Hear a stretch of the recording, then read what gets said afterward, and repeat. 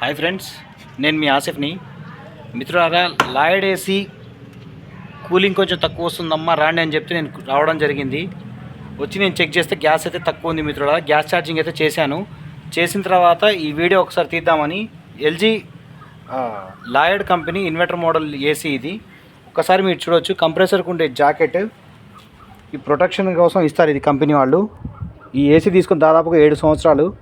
ఇప్పుడే ఇది తీయకపోవడం వల్ల కంప్రెసర్ అనేది ఇంటర్నల్గా ట్రిప్ అవుతుంది. మరియు కంప్రెసర్ చూడండి ఒకసారి,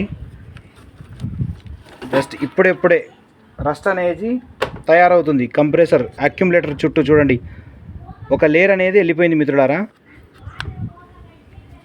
ఇలా రస్ట్ వచ్చేసి ఏమైందంటే అక్కడి నుంచి గ్యాస్ లీక్ అనేది జరగడం జరుగుతుంది. ఇంకా ఇక్కడ చూడండి, కంప్రెసర్ డిశ్చార్జ్ పైప్ దగ్గర కూడా ఐరన్కి మొత్తం తుప్పు అనేది వచ్చింది. ఇప్పుడే స్టార్ట్ అవుతుంది.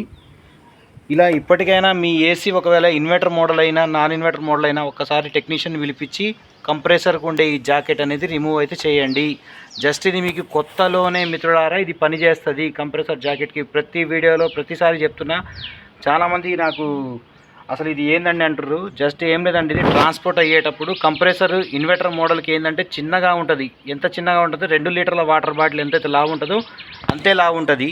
అదే నాన్ ఇన్వర్టర్ ఏసీలు అనుకోండి, దాదాపు మన ఒక చిన్నపాటి ఒక 5 లీటర్ల క్యాన్ ఎంతైతే లావు ఉంటుందో అంత లావు ఉంటుంది కంప్రెసర్ అనేది.